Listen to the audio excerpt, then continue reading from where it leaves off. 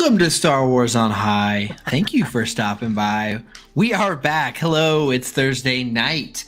And currently, chat, I want to let everyone know, for the folks who are here early, there's kind of a heated rivalry going on right now in this panel. I myself am drinking the far superior Pepsi Zero Sugar, while Jimmy is advocating for the nefarious Coke Zero. So let us know. I'm drinking water. What you guys ought to be drinking. All right. Hey, you know what? We want Ben. all that Ben is drinking the true adult drink, and He I is. will always He's respect him for that. Water Let us is know. the adult drink, but Let us know throughout the evening what is better, Coke is better Pepsi, than Pepsi. Pepsi or Coke. Pepsi Not is sponsored. the best. Pepsi sponsors us right now. I am going to be Scut the chat. Shout out water. Absolutely. shout out water. That's it. Water. Welcome gang. back, everyone. Thanks for being here on Thursday night. We have the full crew together, which is very exciting. But here in the coming week, Ben, you'll be out. Ben, why don't we start with you? What's going on, man? Where are you going? How long are you going to be gone? Guys, last minute shopping. I'm ditching New York for 2.5 weeks, going to Israel. My younger brother's wedding. We wanted to do it for grandma. She's our elder. We wanted to bring all the festivities and celebration to her. Besides that, Joe is my younger brother is gonna take his wife go sightseeing, and we come back, and I'm gonna be treated to not only Andor, but I understand there's more Star Wars coming my way. So it's kind of nice to take a break a little bit. I'm still deciding whether I should find channels to watch it over there, like somehow, or just let it go. Just like let it be Titanic style.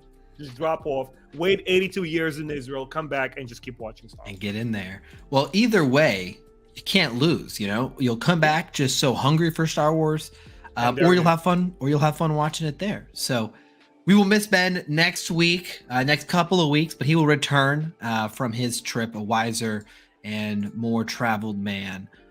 Jimmy, how's your week been going, my man? How are things on your side of the world?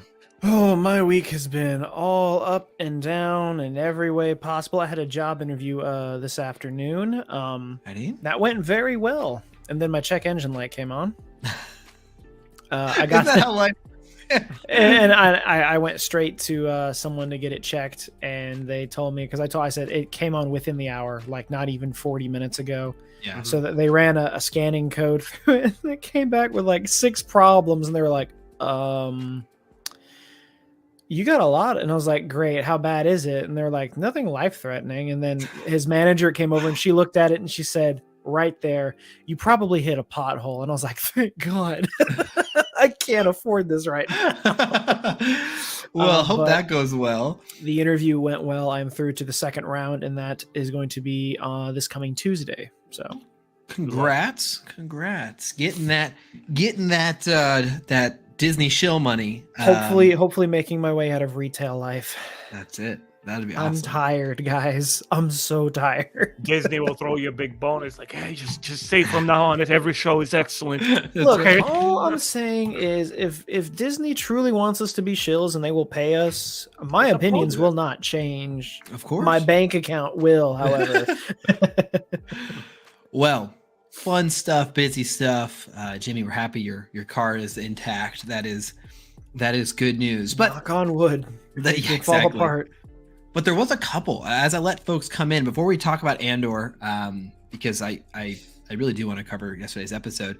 There's a couple small things maybe I can start sharing here. Some fun things. You guys know I like to bring you some little tidbits of information, and today is no different. First of all, you know I had to bring some new merch to the game. Absolutely, you did. We had today up for pre-order a Phase 2 Clone Trooper helmet come on sale. Very, very cool. For Clone Wars fans, this is extremely tempting.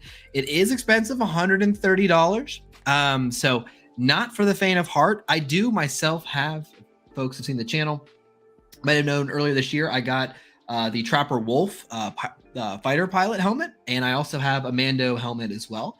I really do like the helmets as display pieces. I think they look really good on the shelf, and they're really movable. Like you can put them in different places. They're not like very long. They're relatively compact. So this is a very tempting pickup for all of you prequels fans out there. So that came out today. It is still up for pre-order. You can get it if you want it, and enjoy the Star Wars product goodness. I had to bring you some. After the pre-orders, are those really tough to spot? Like if you're just walk-ins in the source? You find them in every GameStop. Well, so I will tell you, it depends on the helmet. Like some of them, to Jimmy's point, like the Mando helmet, you could find anywhere. Yeah. Like I got the Mando helmet on sale, like someplace after the fact. But some of the like weirder ones, like the Trapper Wolf one, which might not have the same pull, are kind of hard to find in person, but you can almost always find them online. I'll tell you where. I know probably no one in chat cares about this, so I'll go quick here. But the Big Bad Toy Store always has. Sorry, Jimmy. They always seem to have like all of the Black Series helmets, including this new one up for pre-order. So I've had a lot of success with them. If you're into buying helmets at this point. So. Yeah, I have found like when I've gone to like my local GameStops, I've found the Shock Trooper, the Flame Trooper, and the Mortar Trooper helmets. So those were cool. Yeah. Do they have a TIE Pilot helmet? I think so. Oh, actually, I don't know. I don't know if they do. I actually don't think if they make do. one, I will buy it. Yeah, that'd be really sweet. Yeah, this is like a replica of another group though. But yeah. Anyway, I wish I could get an Inferno Squad helmet. I'll tell you guys what. As we're again letting folks come in to chat Andor. As you guys know, I have I have some Legos, some lightsabers behind me. I have both Palpatines and I have Rey's saber behind me. I also have the Darksaber. I have some Lego sets over here as well, helmets. I love collecting Star Wars stuff. You guys know I do. I will tell you though, for folks out there who like, it's not worth going in any sort of debt or any sort of financial risk for it. As much I love collecting, it never fills the void. So don't ever. It's never enough. I could collect day and day and day, and it would never be enough. So don't go crazy on it. And again, not sponsored, but okay. Bye, Josh. Why does he always have to get up? And I have something important to say. I promise. This is so important that Josh needs. Hi, Josh. So I had to say. Here, let's see. Can I? I wasn't talking about you. Let's see if I can get myself up here in the. Okay, here we go. This piece here. It's not even exclusive, I don't think, anymore. I pre-ordered it like the day it came out, and that was September, or when the pre-orders came available, September of last year, and I just got it 2 weeks ago. Oh, damn. It is the Hasbro 50th anniversary Star Wars Droids Boba Fett, and you can see the box art is very much the nice. from the That's show. So cool. And then, I mean, it's nothing crazy. It's a recolor of a Boba Fett, but something I really enjoy. And so we'll see the figure in the light blue here. That looks dope. That's awesome. And so this is, something like this. This was like $20, I think. These are nice. Something affordable that you can kind of, something that you're really passionate about. These are a good middle ground. And I'm nice a huge fan. A piece too, like artwork and everything. Exactly. Nice packaging. Yeah, I really like it. Just feels very, it looks very retro, which I really enjoy. So this was my newest pickup I had to share with everyone. So I won't spend too much time on it.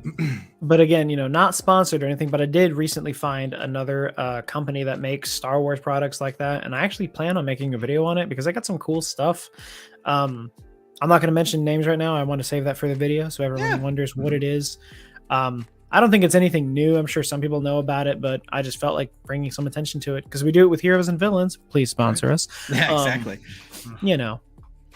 Speaking of Heroes and Villains, they did release an Andor hat, which I think I'm going to have to pick up because I love Andor. We're going to start talking about Andor now.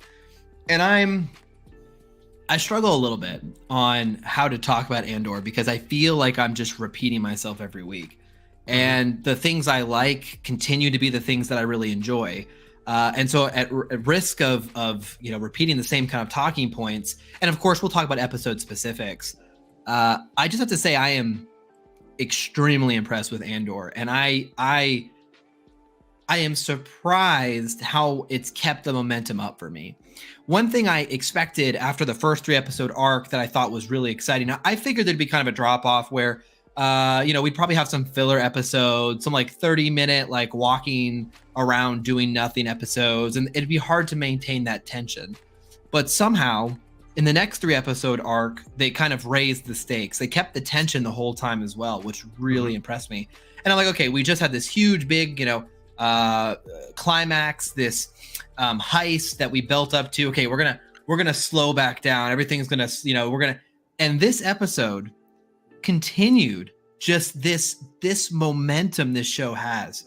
And I'm like, oh my gosh, like there is just as much tension, if not more. They're introducing extremely cool concepts that are building to some even bigger things.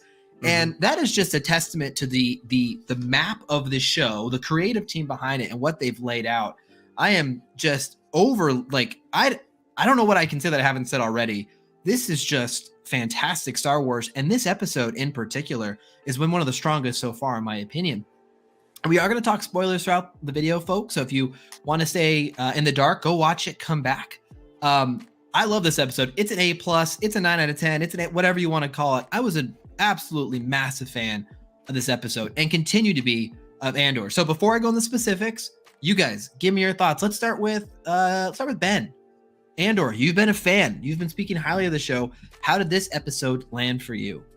I'm going to be on the same wavelength with you, where the show continues to impress me, where it's not bridled by anything extra that would just bring that tension down. You know, if action is not necessary, it's not there. If cameos don't provide a push forward to your story, it doesn't like add to the momentum, it's not there.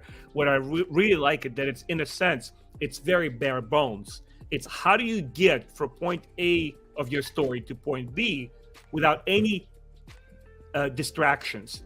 And that's exactly what it does. This is where I feel storytelling is at its best. You know, I'm reading comments here in our chat, and I was reading something along the lines of on the Twitter today, a couple of avid, lovers and haters of the show saying that, well, it's nothing like Star Wars. It's nothing like Star Wars. Well, actually, I think that, yes, it's not hard to figure out that it's stylistically very different.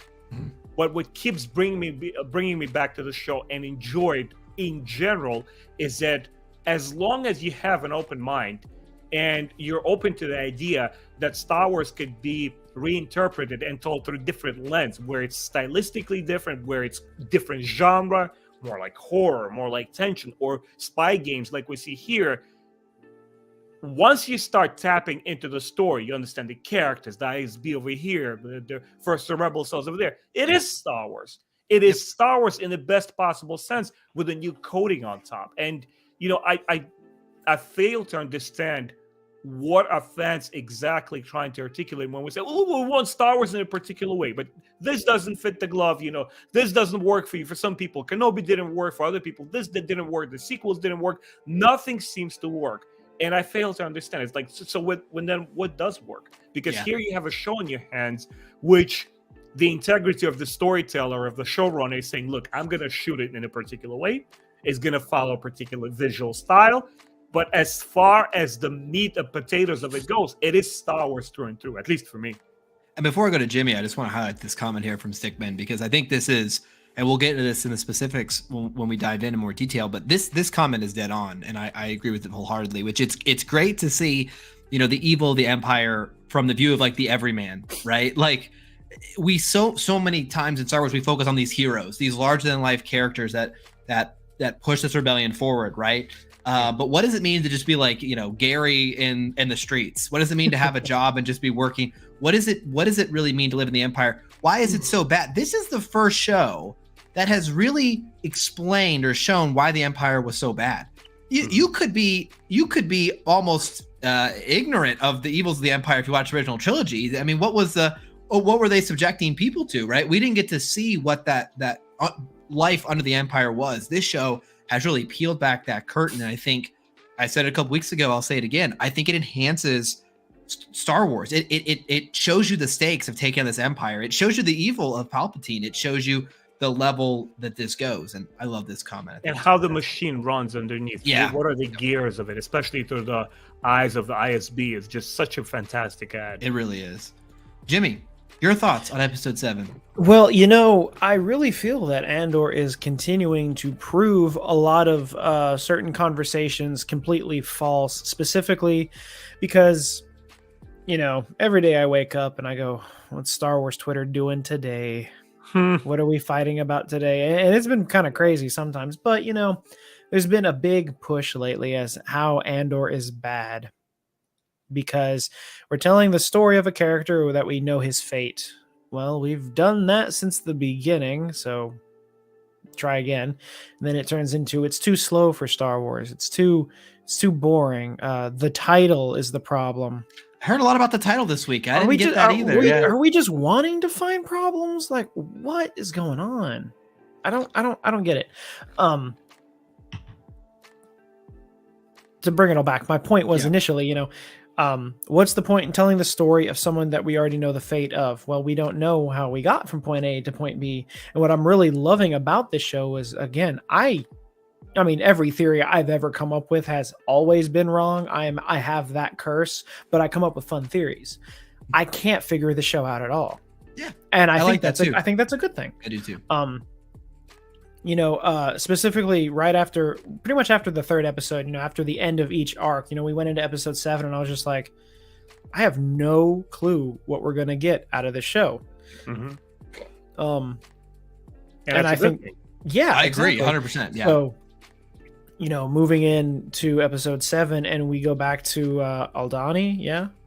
Yeah. Mm-hmm. And I was like, oh, I didn't expect to go that, but I was getting ready to make the meme of Vader attached to that medical table saying, where is B2? Is he safe? Is he? I love B2. Because I was like, where is B2? Where's my boy? And he came back and I was so sad when he was like, I'm not going. And I was like, oh, I know. no. It was really sad. I agree. Right? Like, I like him and Ned B, man. I love B2 them. was breaking my heart. So the not knowing where we're going, even though we know what the end result is, I think that's the best part. We have all of this room to explore everything. I mean, we got so much in this episode. We did. We and that's the best part. I don't even know where the arc is going. We are now so convoluted that I'm like, what's going to be next? I don't know, but I'm excited because you've got shore troopers showing up. Cassian's in some trouble. Who is the lady he was with? He works fast. You also have the man himself, Yularen, finally showing up. Yeah, that was pretty cool. And everything in the ISB, all those scenes are so interesting, and I'm so engaged. I'm like, I'm noticing like I stop caring about my phone when I'm watching something. Which I mean, that's always the case with Star Wars, but specifically this, because I know if I look away, I'm gonna miss so much because the dialogue is so important in the show. Yep. And we got more little fun Easter eggs from Luthen's shop in this episode, which was great. We got a better look at the Keldor mask, and if you notice in that scene, there's a Jedi Temple guard mask in there. Yeah, and I was like, oh, so I don't know why do we have to try to hate everything? Why do we have to find flaws? Yeah, and we'll talk about some of the to quote one of the worst shows ever made on Adult Swim, titled Garth Marenghi's Dark Place, if you go to a puppet show and point out the strings, you're a freak. It is, and we'll talk about, because I've seen some criticisms about the show that that I think it's all subjective. I just tell you to build off a point you had, Jimmy, earlier about not knowing where the show is going. I'll go deeper there as well, where it's the tension I keep talking about. I keep saying the word tension, not knowing who's on what side, who's going to make it, who's going to live, that kind of unknown, and where the show's going to take us, I think keeps it very, very, anyone who calls it boring, I struggle there, because I feel like there's that kind of level to it. Yeah. And if we kick off like on some of the specific things that really, really stuck out to me in this episode, I really want to start with oh man, where do I want to start with this? I'm going to start towards the end, when we have this scene on, we'll call it Florida in space. Okay, he goes to vacation in Florida. He's in Miami. He's like, I'm taking the money and I'm running. After this very emotional send off of leaving is it Mava? Why am I saying it? Is it Marva? Marva, thank you. And B2, and the B2 part broke my heart. He's like, hey man, I did this job. I got this money. Let's get out of here. And she's like, no, I'm old. I'm going out fighting. I'm not gonna sit here. That comment, I'm sorry. Space Florida sounds scary. Yeah. Florida. No joke. It was hysterical. But deciding I'm gonna go out fighting for this cause. I'm gonna go out, Andor still doesn't get it, right? And what's really humorous about that scene is she's telling him like, these heroes went, and he is that guy. Like, she's talking to the hero, and it had this whole interesting context of like the way we take and make heroes out of people who do these very symbolic things. Like, the people themselves might not even, it's like the action is almost bigger. It has a life of its own, even bigger than the intent of the individuals, right? That was really fascinating. But going to this end scene where he bails, takes the money, and he's like, I'm just going to live a comfortable life. I'm just going to ignore like the oppression of the Empire. I'm good. And walking down the street, just wrong place, wrong time. The Empire, being the kind of machine it is, finds a reason to take him, arrest him, and quickly and horrifically, his entire life is now off the rails, and he is sentenced to prison for 6 years. Yeah, and it's like this wild. It's like this really ominous scene with this sun and this beach, but like this weird, uncomfortable calmness to it, unsettling. And he's walking, and people are running, and they pick him out, and a droid comes over and like tries to choke him to death. There's just this really fantastic scene that I thought was so good, because the idea some folks would have is like, the Empire doesn't bother me. Who really cares? I'll just go about my business. What it showed you is what a regime like this would do, what this evil would look like, and what being subject to this militaristic, no representation, no freedom, no ability to plead your case. You just get locked up. We changed the rules. The prison sentence is now 6 years. Bye-bye. You're thrown in prison, and that's it. And I thought that stuff happens in war. That stuff has happened in war in real life. And I thought that was like, oh, wow. This is not like, oh, it's a silly scene with some rebels stealing some fruit that went awry. This was like some guy just walking down the street, gets arrested, sent to, and I thought that was just very powerful. So I wanted to start with something I loved at the very end. It was just a fantastic scene. Just a really cool representation of what it would be like to live. I went long there. You got Ben, something you hate? What's up? You tell me you got something you hate? No. Better watch your mouth. No, I like everything. What did you think, Ben? I see you nodding your head. What did you think about that ending scene?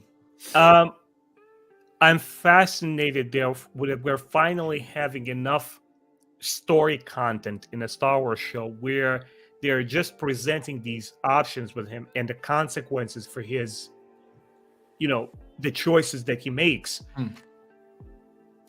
If I liked Rogue One primarily for its visual quality, but I was struggling to point the finger to anyone and say, that's a character there. This is just rudimentary bells and whistles of a character. Here are his motivations. Its main star, Jyn Erso, gets lost in translation. I couldn't wrap my mind around it. How do you put together this crew and you're trying to go for that grit and dark atmosphere, and it's just your characters are paper thin. They're just Oscar-winning actors, in front of your camera, and they're not doing anything. Well, here, what really surprises me, if crazy explosions and Darth Vader walking through a hallway, just chopping everybody into bits, excites you. It's good. I'm not putting that down. But what really excites me is seeing a character, getting inside of his mind and seeing, okay, what is his mental state? Is he trying to regroup, get just a quick bit of fun there, sleep with a girl, get a sweet taste of that life because he got all that money, and then on with the search with his sister? What is he doing? Is he morally lost? Is he like, I'm done with everything? Screw everything. She told me not to look for my sister. I'm just going to do me from now on. Yeah. And just to be able to sit there for a minute and ruminate and say, hey, where are we going with this? And there's story going inside of his mind, inside of his heart. It's on the screen. It's not just empty picture presented to you. By the way, look how much money we threw at this screen. Like, Josh, you very meticulously labeled this whole scene. That it's not just there for the sake of like another Star Wars exotic location. Here is the Empire up your face, and they're just doing these terrible things to people. It's like, boy, just go along with the program. Oh, you have something to say? 6 years. Yeah. And without any blasts fired, without any like people incinerated, you're just pausing for a second, like, hold on a second, I'm scared. Yeah. I'm scared for this future of this galaxy. This what really brings me in as a viewer. This is what I want to see. I'm as I watch each episode, each scene, I really want to see how it's gonna end up looking when we have our season from start to finish. Because right now, I feel like I'm reading through the chapters of a really solid book that is building to something. Yeah. Jimmy, you also mentioned it. Like, we don't know where we're at right now. What is happening? But I do hope that by the end of the season, we have this very strong oomph. That's like, this is what's going on. Yep. Because if we're going to start missing that, then I'm like, oh, you sort of like you built up and then we're not. Yeah, you got to give us payoff. Yeah. You got to give us a payoff. Exactly. Yeah, for sure. But I was very, very fascinated with how dark it was thematically. It was. I thought that ending scene was really quite. It was quite frightening, and not in a big scary creature way, but in the reality of like, this is just how it would be. This is it. No say, no power. In our, and this has happened. Parallel. It happened before. And this can happen still today. Yeah, I thought that was very powerful. Very, very powerful. That was my highest point of the episode. Was that ending scene? But there was a lot of things I really liked. One other aspect I did not expect the show to take, or seem to lean into as much as they did, was this conflict within this rebel infancy. And you see this in a couple different ways. Luthen and Mon Mothma. And then also we see kind of early on in the episode, Vel is meeting with, what's her name? Vel is meeting with the, she's meeting, I gotta find the cast list here. But she's lady, the new lady with the red hood. Exactly. The red hood. Nice. Yes, the red hood. So she's meeting with this character and it's like, hey, we have one loose end. It's Andor. We got to go kill him. And you're like, whoa! Like, yeah, I hear that and I'm like, good luck. Wait, sorry, I'm like, Josh. She's not Lucian's 80 in the store. Was she? And that's what I couldn't. She might have been. That's what I was figuring out. Yeah, it might have been Clea. Yeah, it probably was her. But she's part of it too. She's not there just. For she is. No, she is not just. You're right. And so, regardless, the point is the rebellion is not some like, we're all in this together. Let's fight the Empire. It's like, there is disagreement on how this should pursue. Mon Mothma is really startled at the repercussions of what happened here. And that really blew me away. Yeah, go ahead, Jim. And I'm really I'm so curious about that because there's like, there's so many different, Mon Mothma's in with the rebels, and I'm like, is she trying to like play her role while she's talking to Luthen about this, or is she genuinely like, what did you do? Because I saw a bunch of memes about it that I thought were hilarious. It was Mon Mothma being like, how dare the rebels use the weapons I bought them for the purpose they bought them for? And I'm like, yeah, what do you think was going to happen? Yeah. I took it as like, it sounded good in her head. Like as you're prepping it, not actually, when you're not, but it's this thing and it's true. It's like, it's one thing to scheme and to plan and we bought weapons, but like, Luthen is serious about this. He's taking a chance. And like, I think when it became a reality, it was like, it really sunk into her, like what this means. And I mean, like I felt that way before, not in the case of like overthrowing a government or anything, but like, there's a lot of times when you're like, specifically in universe for Star Wars, is like, it sounded great on my data pad, but now that I'm seeing it, yeah, this is real. And what Mon Mothma was really driving in with Luthen was like, I'm exposed to this. I'm in this. Like I am here. Like I'm at high risk. I'm in these circles riding this line. Like you just put me in this terrible position. The Emperor's not going to let this stand. And Luthen's like, yeah, that's the point. I want them to get worse so everyone can see and they'll want to rebel. And it's like just the competing ideologies within the rebellion. I love that they're exploring that. It's not just like good guys, bad guys. They're all united. They stink. Let's go. It's showing you how this would form. And how we would have those growing pains. And I know at some point we're going to get Saw involved. And I really think Saw and Luthen are going to get along perfectly. And I think that's where Mon Mothma is going to get a lot of her concerns about Saw specifically. I have a slightly different take on it. It's a very intriguing thought of how Saw is going to align ideologically with Lucian. But I felt that I really, really enjoyed Lucian in the show so far because he seems to be, he's the warrior. He is the Obi-Wan Kenobi of this show so far. And Mon Mothma is a politician. And to her, her game is to strategize, to provide the blueprint, and to see the long game. Yes. How we're going to get there. And once you see Mon Mothma's role for example, in the New Alliance, for example, in the Legends books, which this show actually connects very well to. Mon Mothma plays a leading role in like, okay, we won the day. There's still some Imperial remnants. How do we lead these people now? How do we show through example? And for a politician, is just they have their arena assigned to them, but it's the warrior who first has to win the day.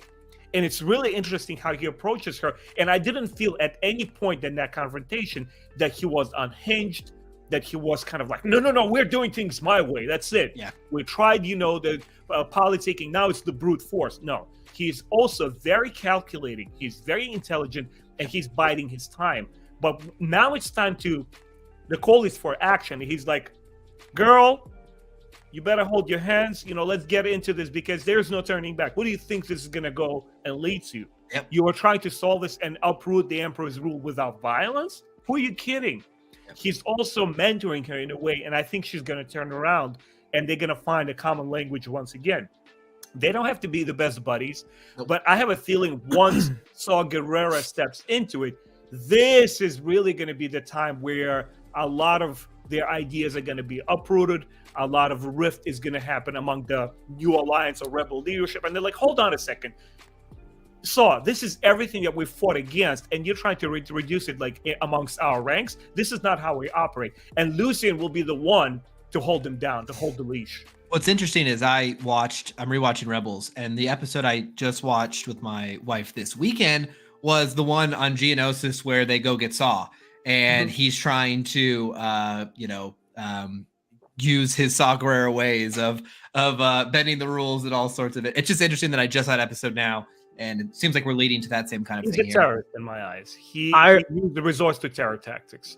Yep. I would say I completely agree with Ben on that theory because, and I know they throw canon aside sometimes when it comes to books. We've been talking about that for a few weeks now. The book Rebel Rising takes place before Andor. Saw is still deranged and off the rails and ready for guerrilla warfare whenever he wants. So I kind of think, after hearing you think about it, because I was about to say it and then you took the words right out of my mouth, but I'm wondering now if it's going to be like Luthen and Mon Mothma are going to come together and be like, we need this Saw guy. Luthen's going to realize how unhinged he is, and that's going to cause a problem because something's going to happen to Luthen. Probably. Well, we don't see him. Actually, and that's the thing. I would if because that's always the thing. Well, we haven't seen him in anything else, so clearly he has to die. No, he doesn't. Let Luthen be the first character that just takes his cut and bounces forever. I like Luthen. I think he's a great character. We need more of that. Because everyone's always like, like when the ghost showed up at the end of The Rise of Skywalker, they're like, of course Hera was there, because if she didn't show up to fight, they would have proved that she didn't care about what she stood for. Yeah. And that same argument comes up for so many characters. They're like, well, so-and-so wasn't at this battle. Why not? I'm like, yeah. Does it matter? It's either they stick with what they believe in or they died somewhere. And I'm like, come on, guys. We can get more aspects of life. Maybe people are just done with it, because that happens.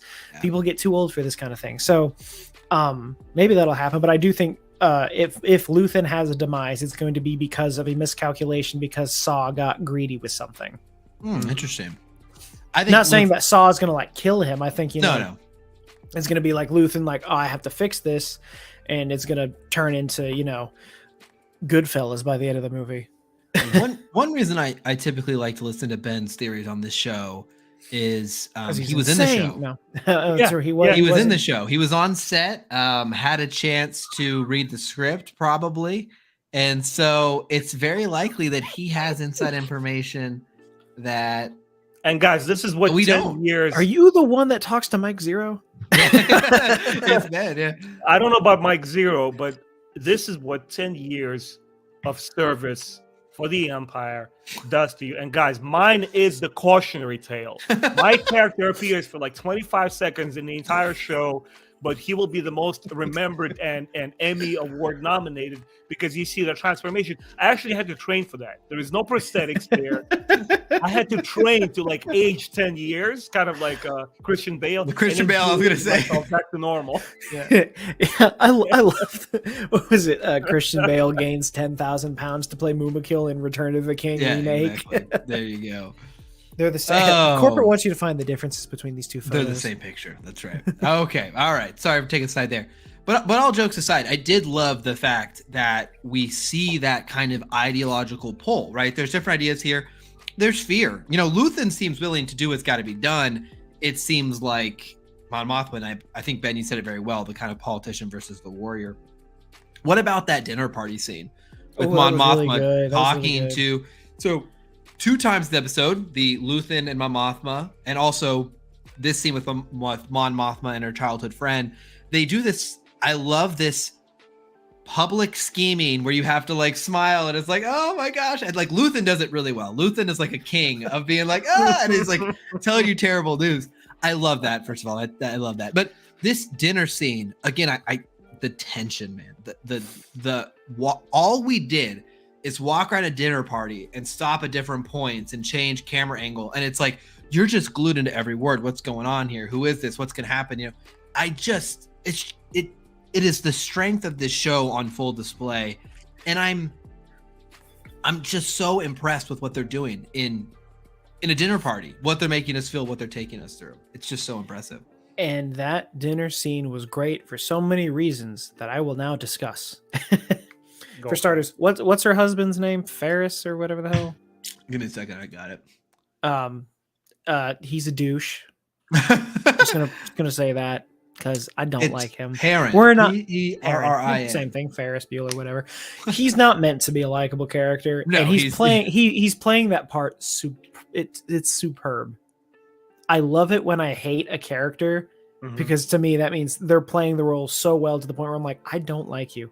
Like Joffrey from Game of Thrones. Oh, man. Yeah. Oh, like, yeah. Everyone hates him. But he did such a good job of it. So I'm like, I have to commend you on that. But this new character that she sits down and talks with, I'm feeling a lot of things. I don't know if this is a secret love, because there is some talk that she did have a love interest on Chandrila, but then was set up in a marriage. So I'm wondering if this is that guy. Kind of thing. That's interesting. That would be cool. Yeah, because it was an arranged marriage. She was married at like 16. There you go. But I don't think people understand the tension in that scene for a couple specific reasons. Because we all know the backstory of how Star Wars created and what it was based on. But again, the Empire is very Nazi in that way. And I say that because you have to be so careful about what you say and who you say it to. So imagine being Mon Mothma and trying to build an alliance against the Empire with senators. Yep. You say the wrong thing to the wrong senator and you're dead before the evening is over. And that's what I'm so nervous about, because we're getting so much of the ISB. Do you know what a crucial part of the ISB is? Loyalty officers. Do you know what loyalty officers are? Terrifying. For those of you who don't know, the loyalty officer was someone within the ranks of the Empire that was literally planted in certain imperial areas to snuff out people that don't believe in the Empire 100%. They're just there, they'd be a pretty high rank for sure, but they'd just be there to inspect, make sure everything's running according, maybe talk with some of the low ranking people. Driver, right, which he mentions actually. Yes. So, and if this loyalty officer heard someone say, I wish I could get more weekends off or something like that, it'd be like, him, he's done. It's stuff like that. Like if you said anything poor about the Empire, a loyalty officer would have you tortured and killed. See the character of Sinjir from the Aftermath trilogy, who used to be a loyalty officer. He is terrifying in that book because he just knows how to torture people because of his skills as a loyalty officer. So in her shoes, I'm amazed her hair hasn't gone from red gray to falling out in the same episode from the amount of stress she's got to be under from this. Yeah. So guys, I have a hot take. Hot take. Hit me with it. Hot take on this scene. What's the husband's name once again? Perrin. Farron? Perrin. I think so. Perrin. Well, it's Perrin. I don't know if it's That Perrin or one Perrin. dude. We'll just refer to him as that. That dude, Farron. Yeah. I have a feeling he's a good guy, and we're being deliberately diverted to hating him because he's playing the same front that she's playing. Ooh, that'd be and they're interesting. unwilling to communicate because of that fear. You guys remember the Hitler's Youth Brigade, where they would have those Boy Scout camps for young boys that they trained them and brainwashed them to do all these terrible things. And if your parents objected anyway, Jimmy, like you said, the kid could report their own parents, and there were instances of that. And people got so scared into following the program that you were afraid of your neighbors, you were afraid of your family members, you were afraid to open up your mouth. A very excellent example of that kind of scenery is in Christian Bale's, what's the name of that movie? With gun katas, Equilibrium. Okay. Oh yeah, Equilibrium. You guys saw it, right? Mm-hmm. This very familiar fascist state. It frightens, it scares its citizens into obedience that maybe her husband is doing some good on the side. She believes she's doing the good on her side, but there is no communication between them because she said he's not to be trusted. That's interesting.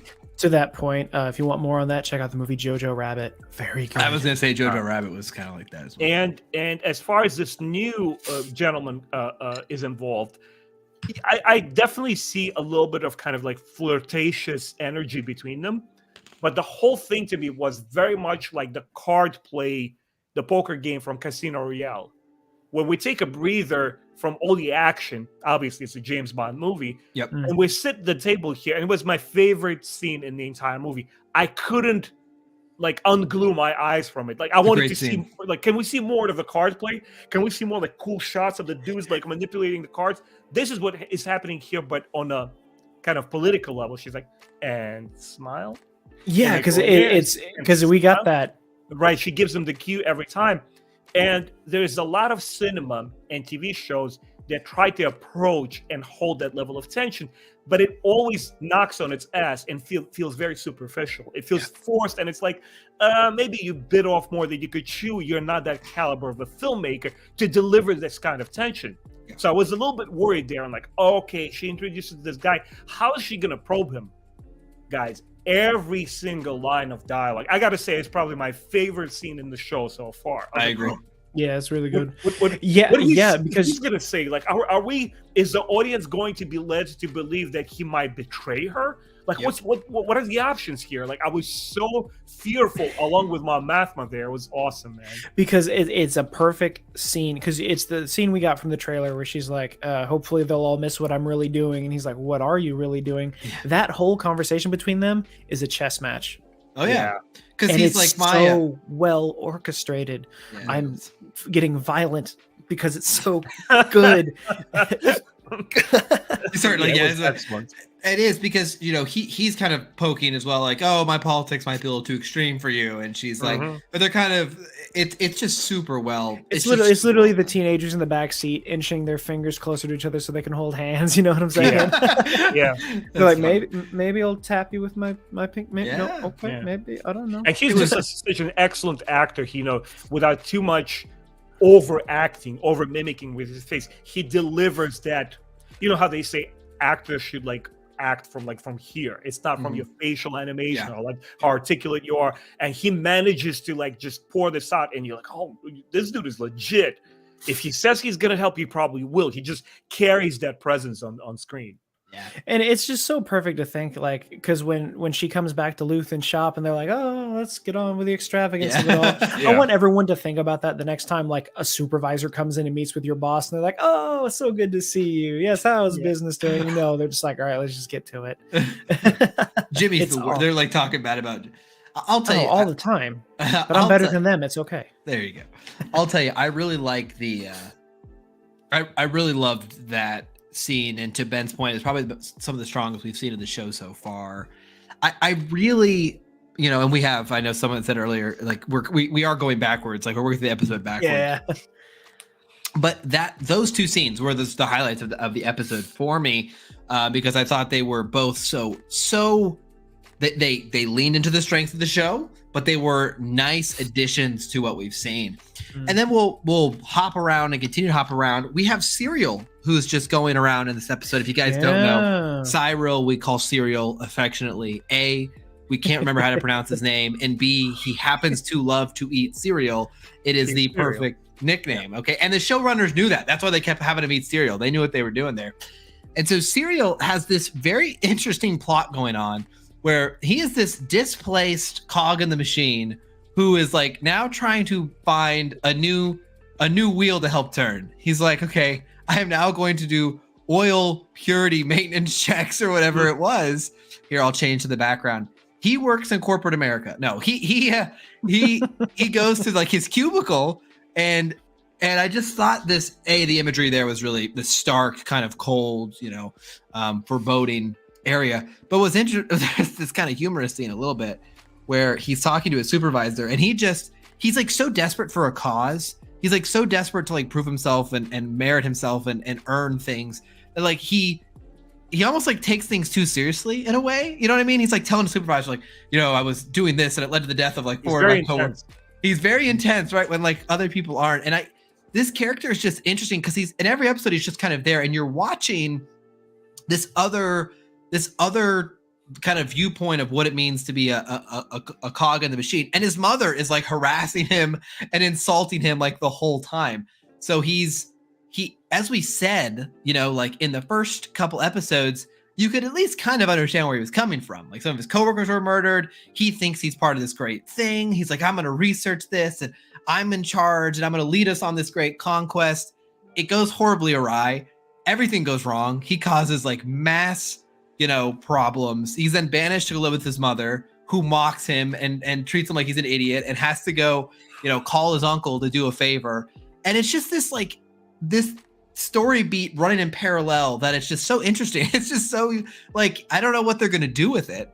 But it certainly shows you like another citizen in the galaxy who might have a different kind of predisposition.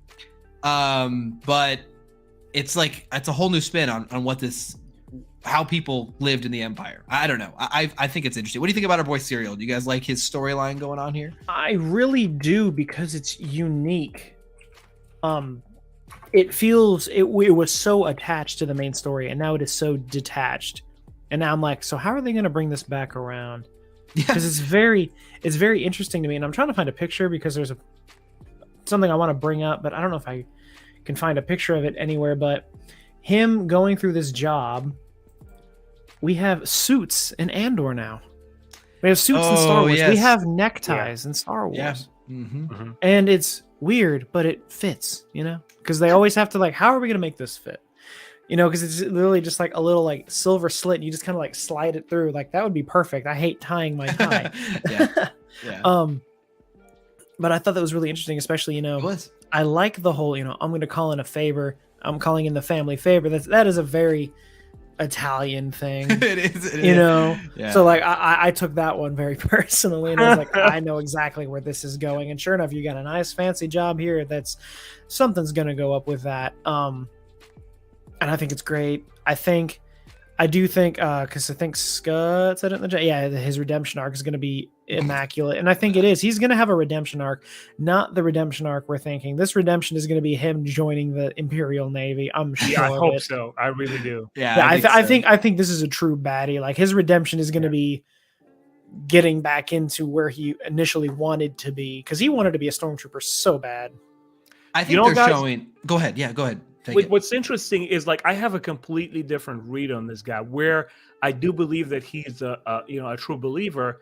I was with him right from the beginning, because he saw the faults in these higher ups that are obviously corrupt, willing to oversee a murder of his colleagues. Maybe they weren't even his buddies, but they're just like colleagues, and he's like, I'm not gonna let this slide. Yes. So in his own headspace, he is doing the right thing. And I sympathize with that. And now that he's going to join the higher empire, he's in the center of it now. I don't think he's done with Andor by a long shot. No. He's like keeping tabs on it. He's looking at that news monitor screen at his apartment, in his cubicle. And, he's so much through and through a believer, kind of like Energizer Bunny that he needs a mission in front of him. He needs a target, and you're supposed to provide him. And once somebody recognizes that talent in him, he's going to move right up from that cubicle, and suddenly his talents will be truly revealed. Because when we look in that cubicle, Josh, if you could bring it up, the picture a little bit, or can we? Yeah, I can get it. Give me 1 second. I'll pull it up. You guys, have you both checked out Lucas's THX movie? No. I'm not. So this has a lot of, it was George's kind of like thesis film, graduating from a film right. school. I do know that, and I'm familiar with familiar with it. Yeah. Okay, so you know how it's supposed to show us this dystopian future, almost like 1984, where like you stay in your little cubicle and you do a little task, and the thinking will be done for you. And once we see him there, thanks. And they're the ties too. Yeah, right. There we go. I feel like that actor is so good that even that intense look in his eyes, that spark, shows me that maybe he's not the bravest guy, but he definitely has a fiery intellect, and he definitely needs to apply it somewhere, and the Empire could benefit from it once they understand what kind of guy he is. And like you said, I want his redeeming arc to go not with like, this bad thing happened to him here on this planet. Maybe he'll turn around, join the rebels. Screw that, man. I want him to be redeemed by the Empire and say, you know what? Yep. This Andor guy, he thinks he's off the hook. I'm going to go right after him. I don't know. I was looking at that cubicle, and I was so engrossed in the parallels to George Lucas's earlier work. I was like, oh, man, this is so awesome. This is so dystopian. And just please keep this character in that sphere of the Empire. Keep him glued to it, maybe even against his own will. He's like, well, you know what? If there is no way out for me, if this is the only path I see in front of me, I'm going to be the big boy for the Empire.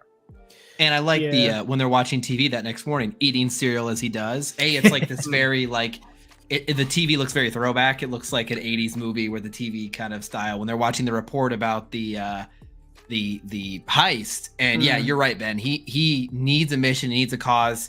And they're kind of showing you how someone, I think what they're trying to demonstrate with this character is like how someone does become radicalized in this system, how they try to thrive in the system, what attracts them to the system. Like how does an individual get seduced by the Empire, right?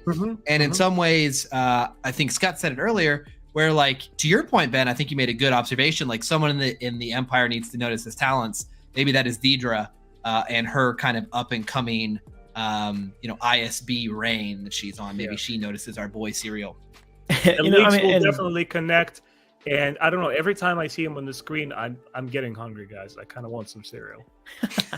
I think Spiral is a very unique, fresh character, and I love what they're doing with him. For starters, we share the same haircut, so that's nice. I can relate to something in Star Wars now. But again, like I said initially, because everyone was like, no one liked him from the beginning because we know what to expect on who's the good and who's the bad guy. We're all conditioned to think about that. He hasn't done anything wrong.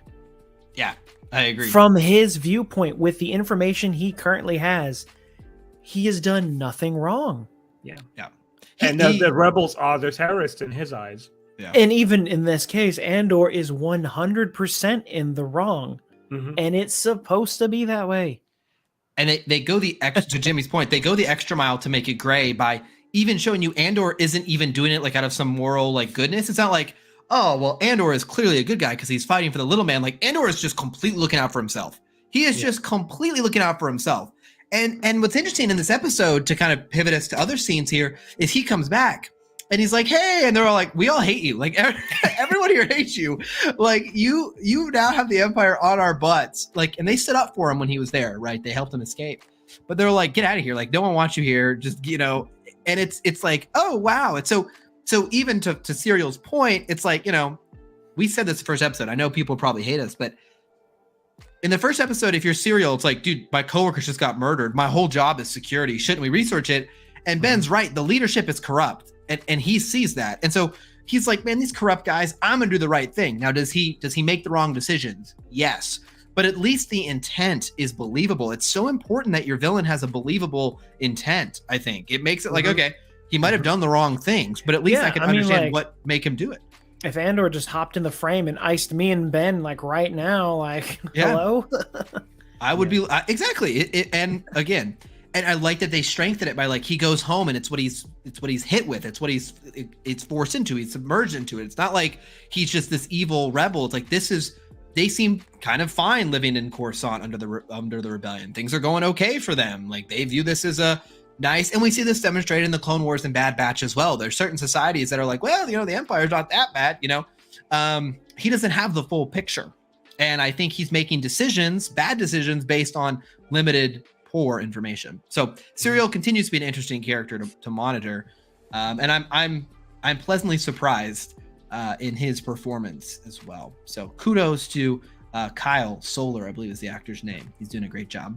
Oh yeah, he's killing it. I wanted to move to that scene where Andor moves back home. Yeah. And just if we could elaborate a little bit. Absolutely. On that.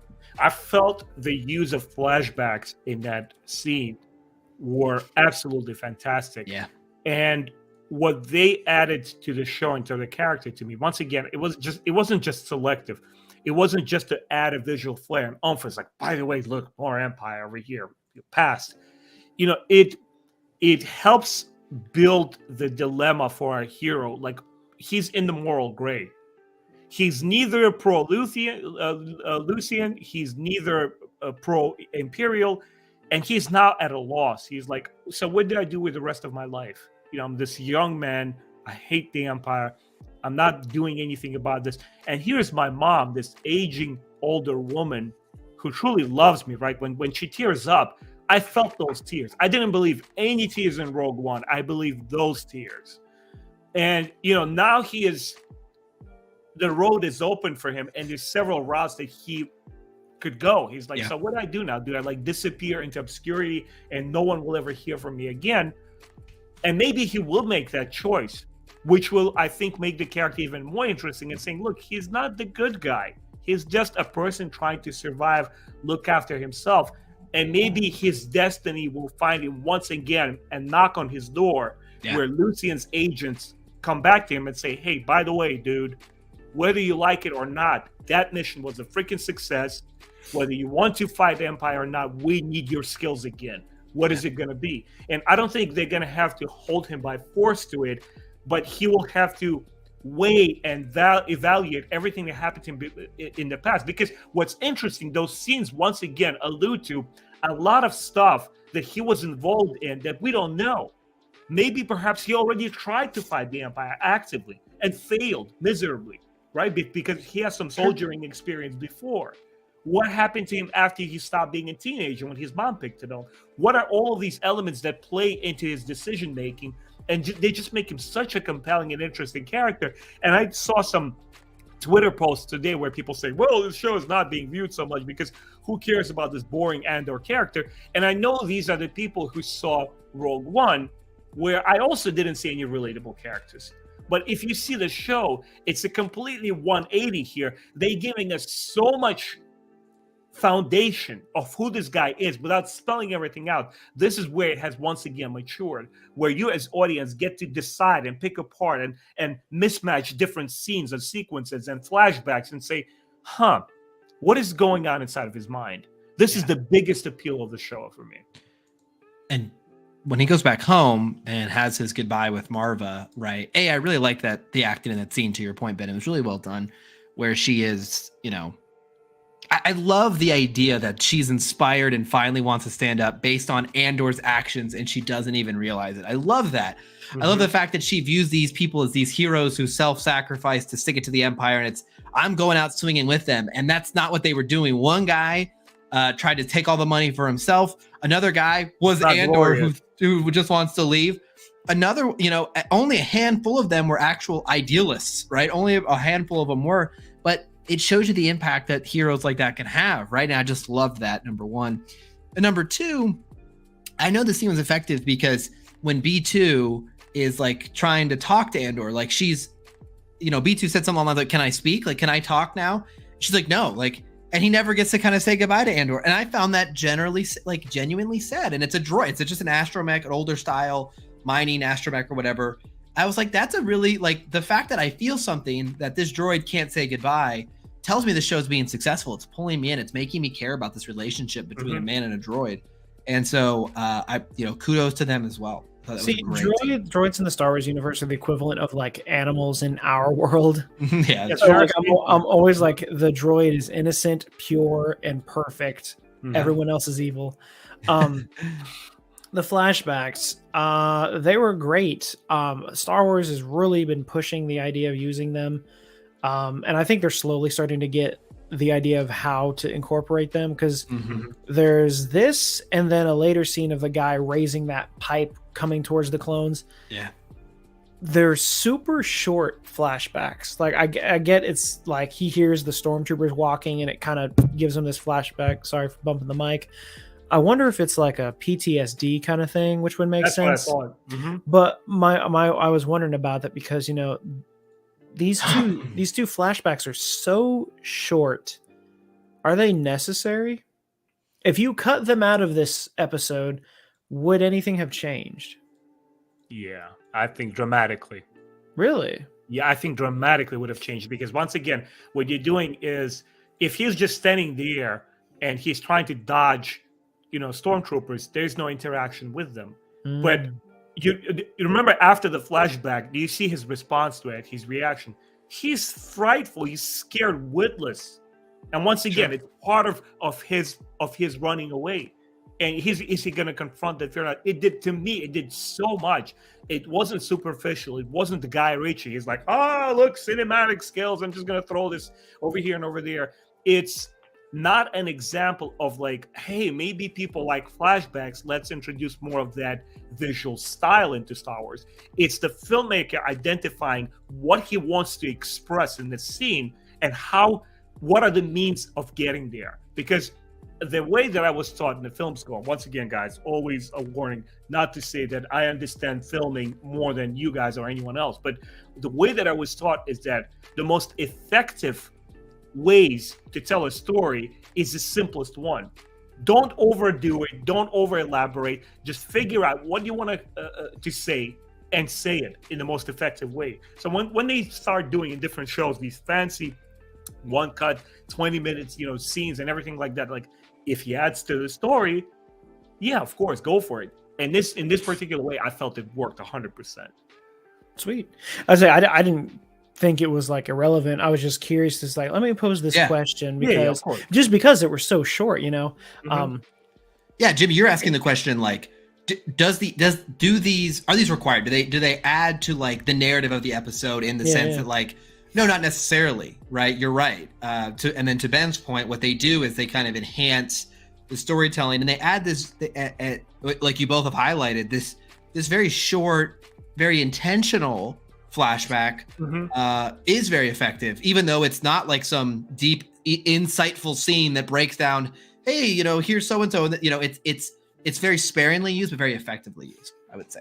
I felt fear. That was my only thing. Oh, Live yeah, action like clone troopers. We love to see effects. the first time. stark white clone troopers freak me out.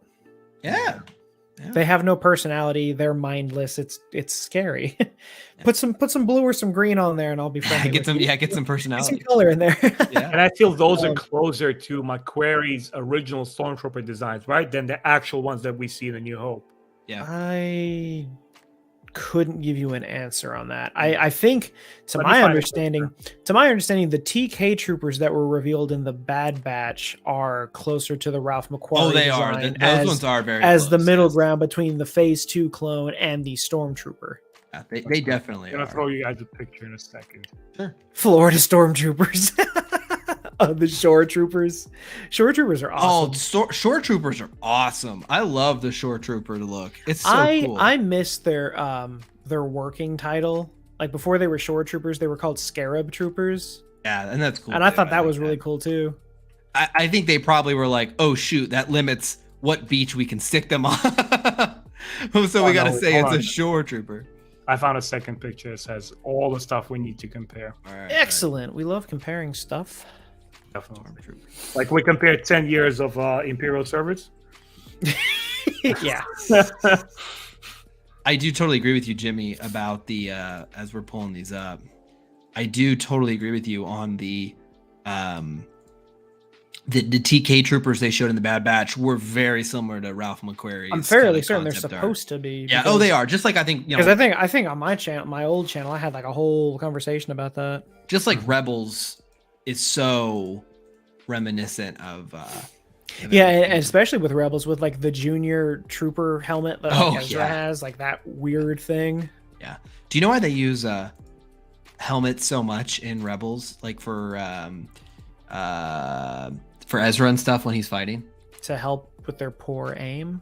The reason they kept putting Ezra in helmets and stuff is it's cheaper not animate faces, so you can do helmets. Yeah, that makes sense. Yeah. So I mean, and you know, and that's a very real thing because if you ever notice like all those like self portraits that like leaders of countries have, there's always like one hand in a pocket. And it's because it's so expensive to paint hands because it's funny. It's so detailed. The that's why also the Imperials. Yeah, 100%. The TK troopers from the Bad Batch are modeled after this. Yeah, you're right. Still cool. It is. It's fantastic. That's and, why. And I prefer that because I do not like Phase 2 clones. Phase 1 clones are sick. Phase 1 all day. Yeah, they're sick. I agree. They are definitely the. I do like the lore between the changes though. Like I like that they have incorporated all of that. These are the TK troopers from Bad Batch. Yeah, they look really good. Fantastic. Those are sick. That one behind him on his right looks so angry. I will tell you, boys. Angry. He's like, "Hey." For all you Florida Stormtrooper fans out there, I have great news. Short trooper helmet. For the low price. No, Jimmy. Helmet? Why get a helmet when you could buy a short trooper hot toy? Let's get it. Dope. Let's get it. Get your shore troopers today. Such a dope design. It's a great design. 10% discount with Josh from Star Wars. I wish.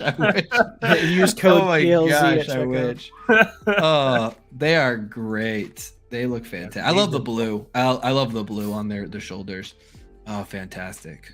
Good call. Good call. Okay, sorry. Only other thing I want to call about the episode, because there's just a couple of their stories I want to talk about before we wrap up, is, you know, the score continues to be a strong point for me. I thought this episode had some really unique music, especially the beach party. Yeah, music especially exactly. Was sick. They had like this funky beach music, which I was like, this is hilarious. It's got me pumped for the soundtrack to drop on Spotify, man. I've been a really big fan of how different it feels, how fresh it feels. We got to talk about our big cameo on the beach here. Oh yeah. Well, is it a cameo? Can we categorize it as such? I don't think it's a cameo. It's understandably needed in the scene. Yeah, foreshadowing. I'll go with that because I know Scott mentioned it earlier, and we're using it as our background now. But we got our security droid showed up. Don't know if it's K2, probably not, but it's terrifying. They are. I really like them in this because you can imagine like Night of 1,000 Tears when they show them like just destroying all the Mandalorians we get it in Rogue One, and it's Alan Tudyk, and it's fun, and it's got an attitude, and you're like, I like this guy. Yeah. We see it in the Night of 1,000 Tears. We're like, that's very Terminator. This is terrifying. We Yeah. get it here, and even before that, Fallen Order, the video game, it just comes up behind you and grabs you. Terrifying. Oh yeah, that's right. I forgot. Yeah. So and like hearing how it talks in this when it like that grabbed was him, freaky. Yeah. just that low pitched voice. It sounds like I don't know if anyone's a Pokemon fan here, but if you ever watched the movie Lucario and the Mystery of Mew, it deals with 3 legendary Pokemon, one of which is called Regirock. Yeah. And it has a very low tone voice. It sounds just like that and gives me nightmares. I'm glad you called this out. Good call, Jimmy. It's a great scene. Yeah, because it just like the way it just grabbed him and then just lifted him and held him there. I was like, that thing, Jimmy, you are a nerd. You don't say. At what point was that not clear? That's it. I love the. This is the mask I wore during COVID. Oh, hey, I like that. Oh, that's right. You had a sick Bad Batch mask. I forgot about that. Yeah. I love that. I love. And you're going to agree that it does sound like Reg. Boy. Well, he didn't say being a nerd was a bad thing. I mean, that's everyone on this channel. We're all nerds. I did like this scene a lot. You're right. The coldness of it, not very friendly or lovey like our boy B2, right? he just comes up and he's like, I'm just gonna crush your throat. Like it was like, okay. This thing was literally Juggernaut from Deadpool 2. He's just, I'm gonna rip you in half now. I like how in the background, like, there's just one. It's like just carrying two dudes, and he just like takes one dude and just like yeets him. You know, he's like, I was like, oh my gosh, like that was a really, really good scene. It was a really good scene. So maybe I'm like creepy. extracting too much out of the episode than they designed for it to be in there. You know, we always like drawing interpretations, but it was very interesting comparison between a hard and cold machine just executing orders, and then when Andor is apprehended and he's there in the court, they're sort of in the same similar ways, like Imperial drones. These people, like, they just don't care for regular citizenry. Like, just shut up. It's 6 years. Yeah, exactly. Yeah, it's that kind of like cold, machine-like mentality where, like, when you have an entire nation called by a psychopath, in this case, the Emperor. Yep. Good call. Good call. You know, the more I look at it, the more I think those security droids were modeled after T-600s. I mean, just enforcer meant to be intimidating and probably unstoppable for the most case. Yeah. Big fan of this episode. I do want to call out one thing I saw. So just as a closing thought here, because we'll talk about Andor for the next several weeks as well. True. 3 more weeks to go. Is it 3? No, it's 5 more weeks, isn't it? It's 12 episodes. We're on episode 7. Yeah, so 5 more. Right. Yeah.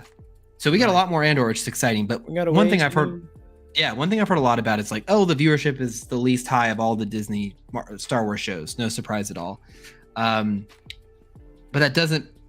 What I don't want folks to do, if you haven't watched it yet, I don't want you to miss out on some of the best Star Wars that I think we've been able to see in the last several years. And I saw a tweet last night from someone completely unrelated to Star Wars. He covers sports. He's a sports writer. And his tweet, I'm just reading here. It says, Andor isn't just good Star Wars. It's one of the 3 best shows on TV. My God, I can't believe how good it is. And I was like, that's awesome. Like someone out of the Star Wars space. I don't follow him for Star Wars. I don't talk about Star Wars. He was acknowledging that not only was it good by Star Wars standards, it's good by any show standards. And I think before we wrap here, we might want to talk about the ISB scene. You're right. Another high point of the episode, another very strong episode. And what I loved about, before I pass over to you guys, I'll tell you what stuck out to me about everything with the ISB. We have these room duels, right? Where you get up and you have to kind of intellectually battle, right?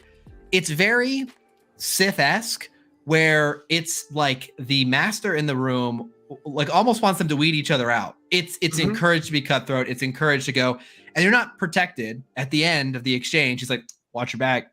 You know, he like compliments her. He's like, hey, watch your back. I'm not going to save your butt. Like, that's what the Empire thrives in. That's what they do. I love that. Let's go ahead, Ben. You start us off here with the scene in the ISB. What did you think about? What have you thought about the ISB so far? What do you think about in this episode?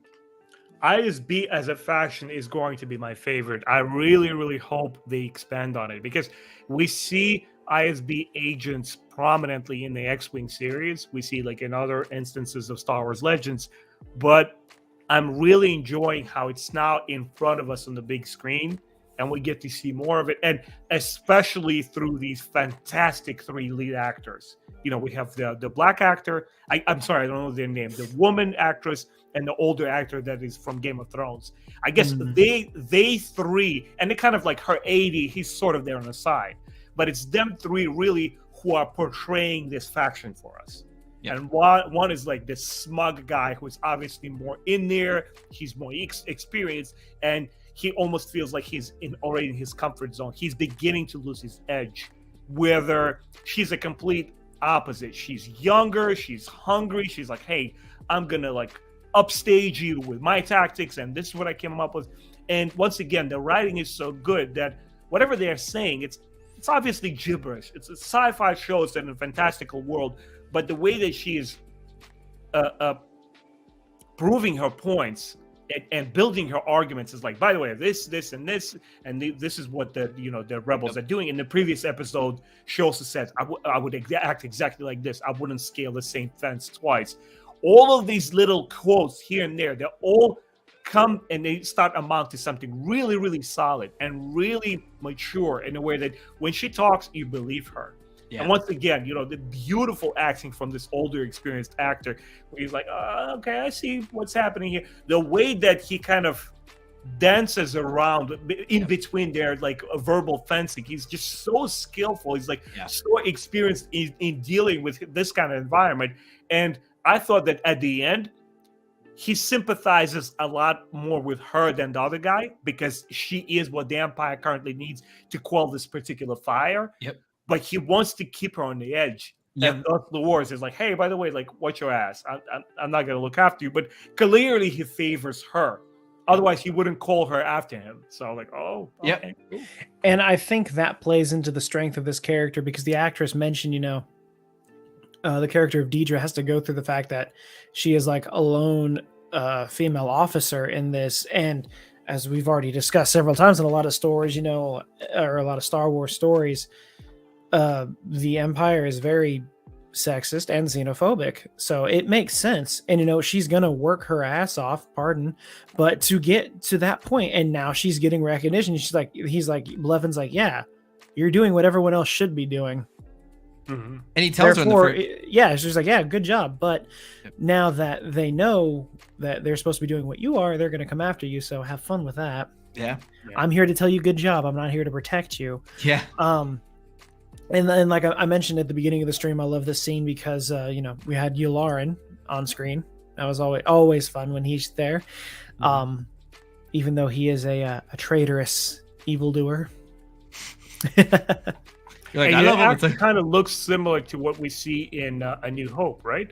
It does. His white uniform in that conference. Yeah, I saw the rank plaque and I was just like, wait. Yeah. It's a great scene. Everything with the ISB, to Ben's point, has been phenomenal. It really has been. It's such a... I did like how he's like, thank you for the lively session of verbal sparring. It's very much like, this is what we do. He's like... He is the ISB equivalent to Tarkin. He's great. Yeah, he is so fantastic. dope. I really enjoy his acting a lot. I do too. I feel like he and Tarkin would be friends, but because they're in different sectors. Yeah, I guess that's the word we could call it. They're in different branches of the Imperial government that like Tarkin would be like, yeah, well, you're just the security bureau. I'm the one out here doing this. They would be those at the dinner party. He's like, oh, by the way, how are your agents today? Maybe like they just sip coffee. Oh, that's true. They would be. I just feel there would be that little, let's one up each other. That kind of competitive friendship. That I feel that they would get that vibe. And yes, the actor was good in Game of Thrones as well. He's a good actor. He's just a very good actor. I'll see him when I get there. You will, and he's great in the show. What season does he show up? At the wall, right? I can't remember. He's the crazy Meister, isn't he? I won't spoil anything. I'm not gonna go. I already know half of the spoilers, so fair. Like whatever. Oh, for those who need to say it for themselves. I think it's point. I think it's season 4, maybe. I'll look. I'll have to take a peek here. Bet. I love Andor, guys. I really do, and I know we have 2 seasons. The show's gonna get made. The full story is gonna be told. That's fantastic. I don't have to worry about, it's not getting the right views, so it's not going to get renewed. We don't worry about that. Mm-hmm. And there's folks there who don't enjoy it. And I've seen people come and say like, not like crazy hot takes, just like, for me, it's not my favorite. I've heard a lot of people say, Ben and I were in a conversation with someone yesterday, and he said something along the lines of like, it just feels a little generic to me. Like, it doesn't feel very Star Wars. It's a fine show, but like, I just wish it felt, and that's fine. It's not, we all have different opinions. There's things I don't like that I like Kenobi, Ben does not. We like Avatar, Jimmy does not. It's okay to not all like the same things. I mean, it really is. And I've seen some interesting takes. I'll tell you that. I've seen some takes that want to be hot takes so bad, and it's so funny to see them just collapse. Mm-hmm. Yeah, I'm always just stop, man. Just stop. I'm always tired. It's too early. I'm always for like people's like the internet leads to just like having kind of crazy. The internet takes. is the path to the dark side. That's it. And so like there are those kind of people out there who, I just ignore, but there are for the folks who don't enjoy it because they like different things, that's fine too. There's a lot of shows that I like that others don't, and vice versa. So yeah. Off we go to topic number 2, the final topic of the night. We are on the precipice of Tales of the Jedi coming out next Wednesday. Jimmy and I are going to react to every episode. We will have every episode reaction on the channel throughout the day. So we will have that coming out to you guys. It's going to be a fun. I hope you guys like it. Give it a watch. If you like the format, something new for us. Gonna make Josh do all the work since I've been holding it down. That's it. And let's share this over here. We have the episode lengths for each episode as well as the name. So folks, if you want to know a picture of the show, we got 17 minutes, 14, 13, 15, 10, and 14. I think the full thing's around an hour and 20 minutes to watch all the episodes. Hour 23. Hour 23. Thank you. Which will be very exciting. I have the titles as well. If you just give me a second. Before you pull up the titles, if anyone wants to go in blind, now's your chance to not look at the screen. Good point. So the titles, I don't think give anything away. And I'm just going to read them in the order they got them in the press kit. So folks have already seen it. Many reviewers have already seen it and can give their spoiler-free thoughts. Episode 1 is, and again, actually they're not labeled by episode. So I'll just read the episode titles through. Okay. Life and Death, Justice, The Sith Lord, Practice Makes Perfect, Coda, and Choices. So going for a minimal look here. I have a feeling the first 3 are the Dooku ones. Yep, thought so too. And the second 3 would be the Ahsoka ones. I think Life and Death is very, and Justice and the Sith Lord all sound very Dooku. And I think Practice Makes Perfect, Coda, and Choices absolutely sounds like Ahsoka titles. But could be surprised. Maybe they mix and match throughout. Maybe they alternate every other episode. I don't know. But could be very fun. We're a week away. We've had a lot of returning talent to the voice cast. Palpatine will be voiced by Ben. No, I'm just kidding. By Ian himself, the man, the myth, the emperor. Do what must be done, Lord Satan. He'll be there. That's a good one. I like it. He'll be there. We have Liam Neeson coming back for the voice of Qui-Gon. Nice. And his son will be voicing young Qui-Gon. To Scott's question, Coda, it's a CODA, so like a repeat. Yeah. Ram Coda? No. It's Coda. Wait, so is it Ram Coda? Let me Google it. so in music, In music, yeah, from the beginning, repeat. DCL Coda means from the beginning, yeah, but Coda is in musical terms, and that it's spelt the same way. It just means to repeat. So. But is it the Jedi from The Force Unleashed, the old master? Ram Coda? I highly doubt it. Interesting. Okay. I think it just means repeat to Jimmy's point, but it's also it also could mean that Ahsoka learns to play the flute. It's like what? It's like it's actually a very musical thing. She learns how to play that that type of music in Star Wars that we don't like saying. It's all about, oh my gosh. Tales of the Jedi is actually about the formation of the Max Rebo band. Whoa! Canon. All right. Okay. All right. Enough. But all jokes aside, as we prep for this show, I got to tell you guys, I'm extremely excited. Ben's not going to be here to give us his thoughts real time when we visit next Thursday live to talk about it. I am just stunned, and I'm going to pull up the fancier poster here.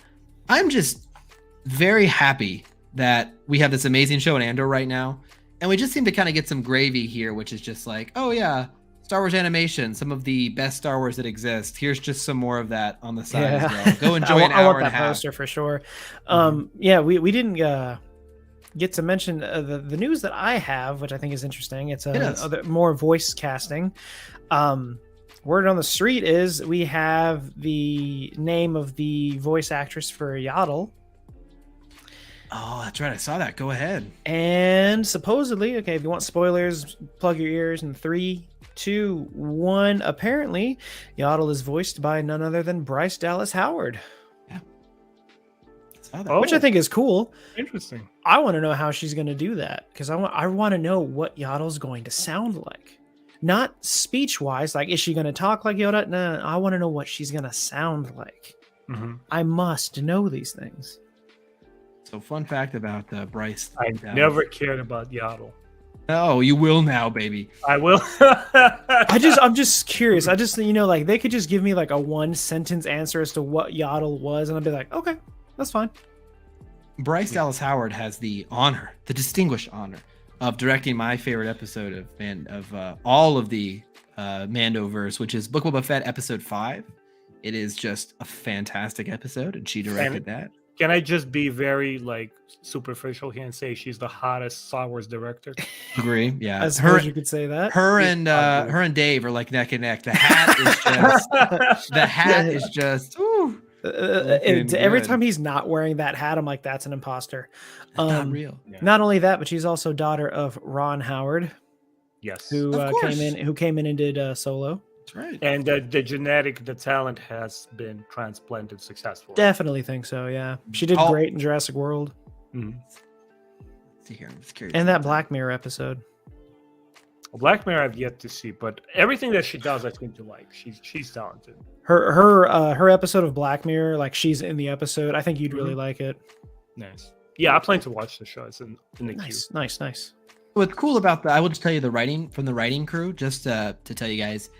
Every episode is written by a certain combo. So there's Nathaniel Villanueva and Dave Filoni. Nathaniel is a writer on Bad Batch and Clone Wars.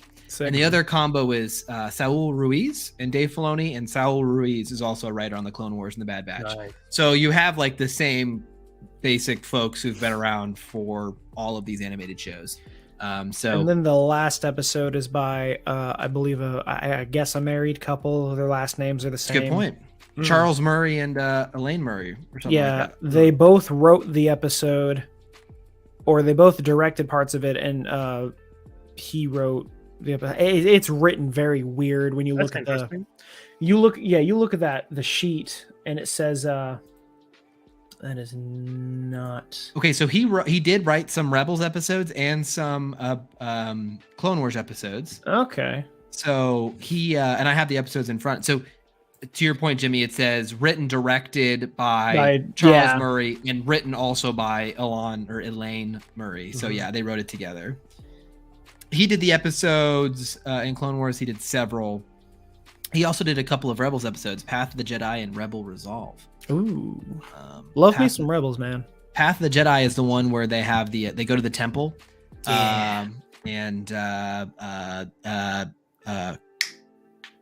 there's a temple guard fight, like in his head. There's the temple guard That's fight. the one because there's like the two skeletons on the side. Mm-hmm. Yep. That's like that should be like the red flag number one, that the Jedi are flawed as all gods. He did a couple episodes of season 7 of the Clone Wars as well. So Charles has been in, so he did 4 episodes of season 7. Yeah, he did 4 of the episodes in season 7. I'm sorry, 2 and 5, 2 and 7. So yeah. Oh no, all in season 7. I'm sorry, episode 5 is what I meant to say. Yeah, all in season 7. So he's written some of the latest stuff. So This crew has been together. They've done animated Star Wars. I'm super hyped for it. It's just icing to me. It's like, oh, here's just an amazing show by creatives you love.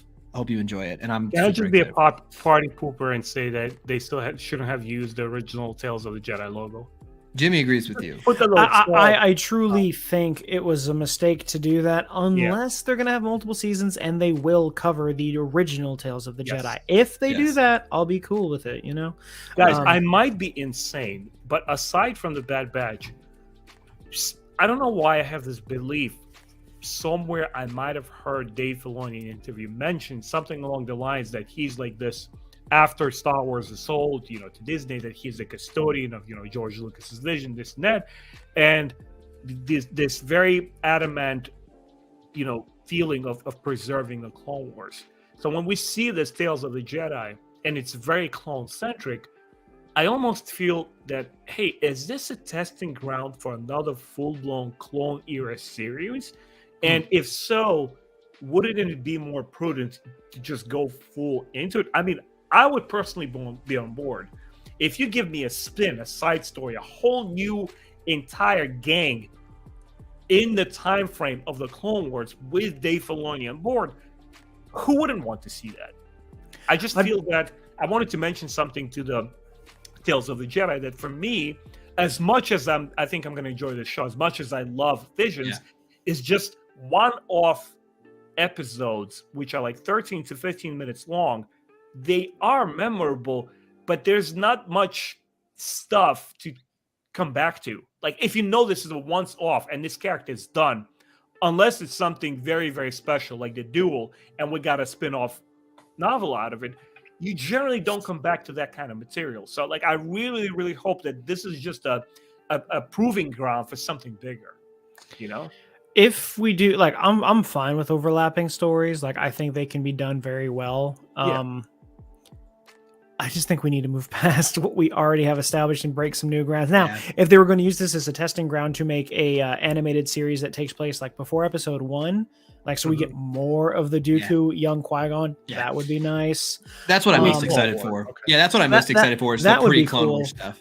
Because like I would love to see a lot. Like that's why I'm loving the High Republic right now, because it's post the first one, and you know, like Resistance was good because it was post 6. But expand. Yeah. I truly think that's where we're going. Once because we had all of these announcements a few years ago at the Disney investors meeting. Once all of those projects are finally finished, I really think we're going to start moving forward and backwards, well away from the enclosed bubble that we currently have. Because I mean, we look at the Star Wars timeline. Right. If we look at Ben here, the Star Wars timeline, you know, like even in Legends, it spanned from quite literally a billion years before the Battle of Yavin was where the creation of everything happened. And it ran all the way up to about, I think, 174 ABY. That's so for us to just stick in those 6 episodes is nothing compared to the amount of time that they decided to stretch it out. And with canon, they've done the same thing. They haven't gone as far into the future yet, but you still have a lot of time to go backwards. So I'm with you, by the way, Jimmy, that like the reason what I'm most excited for. Fill in the blanks. Yeah, what is easily the Dooku stuff. Because just looking at some of the design of like the troops and stuff that they're fighting, I'm like, oh, cool. This is like some visually interesting new stuff. Like some this is back when, you know, it was just factions on planets. Yeah, exactly. I'm super excited for that. So we will keep you posted on our thoughts next week. I agree with everyone that I love animated Star Wars. I wish we were getting some sort of Old Republic, High Republic, some sort of new era getting its own 7 seasons, 5 seasons, 5 seasons, of just great animated Star Wars. I would be full on board. And I don't care what anyone says, that young Jedi show for the High Republic, that's for like children. Yeah. I'm going to love it. Yeah. I can't wait for it. It looks adorable. You guys ready for some fun here? Sure. Let's go. I saw this post on Reddit. I'm going to read it to you before I share it. Okay. This post was on Reddit on Prequel Memes. It said, my wife said that this Venador looks like Jar Jar. I cannot unsee it. Please help. Let's get a vote here. Yeah, it's that shot of the Venator from Clone Wars, right? Yeah. Oh, I love it. It does look just like Jar Jar. Don't be dissing the Venator. The top comment says, "I hate your wife now." So there you go. We got some. I have love for Jar Jar and Venators. I think Venators are superior, even though it's logistically they're not. The second top comment, which I love, says, obvious that the most powerful Sith can build ships that look just like him. I love it. It's fun. This is the true successor to Darth Vitiate. That's it. Look at that. We got Jar Jar's face in here. Be on the lookout, guys. This is it. Well, thanks everyone for being here on Thursday night. I got to say just a couple closing thoughts here. Again, Ben is going to be out. For those who were late to the stream, Ben is going to be traveling the next couple of weeks, so we will miss his stewardship on the show, but Jimmy and I should be coming and filling you guys in. Until then, Tales of the Jedi Wednesday, so only 6 days away now. More Andor. We're huge Andor fans. If you showed up late, you want to catch on the first hour. It's just me saying how much I love Andor on repeat. It's true. And I'm not afraid who knows it. I'm not afraid who knows it. I love Andor, and what I like more as we leave here, what I've enjoyed more than anything is just the different types of conversations we're able to have. With chat with each other. These Andor conversations are so different than what we have about certain books or movies. It's just fresh, it's fun, and it's really cool that we have a whole different type of Star Wars show to analyze with everyone here. It's one of the reasons we like to do this. It's one of the reasons we like to make content, is it's fun to have these kind of conversations. So we appreciate everyone being here and talking to us. Ben, Jimmy, appreciate you guys being on here Thursday nights and covering the show and the world that we all love. So It's what I do best. what you do. Ben, any closing, we'll go around the triangle here. Ben, any closing thoughts on anything you want to call out before we wrap up for the evening? Yeah, I'm still debating on whether to watch Star Wars on vacation or not. I know I'm going to take my Steam Deck, but as we're saying our temporary goodbyes, I really, really hope I get to catch you guys by the wrapping of the Andor show so we can all sit down and really, really go deep into it. I mean, I will stay for 2 hours long just to talk about that series finale. But as we were saying our virtual goodbyes, I was thinking of Obi-Wan Kenobi scene where he's on the Death Star right before he's like says the last words to Luke. I'm saying to you guys, since you called me very courteously the custodian, the old man, yes. like he's basically trying to say I'm getting old.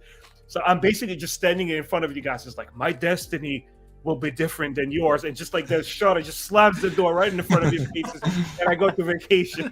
I go a great time, and my summer is gonna be by 3 weeks, man. But yeah, I'm gonna miss this. Hope you guys have tons of fun, and I really, really look forward to like discussing Andor. I really am curious to see how this season will build up, and I really, really hope they change their minds and expand it to like 25 more seasons. That's great. I wish they did. Jimmy, closing thoughts from you tonight, my friend. Andor's great. Be on the lookout for more High Republic stuff. As always, I'm going to cover that as best I can. We're pretty caught up until the next book drops next month. But in the meantime, if you want something else, a couple weeks ago, I picked up the Inner Jedi Journal. I talked about it on Twitter a little bit. I don't think I posted anywhere else. And it's called a guided journal for the training in the light side of the Force. And what it is, it's written as if it's a planner. It's not really. But what it is let me find a blank page here because I have been writing in this weekly, which is great. So each week you have, days, Monday through Sunday, and it says daily acts of peace and selflessness.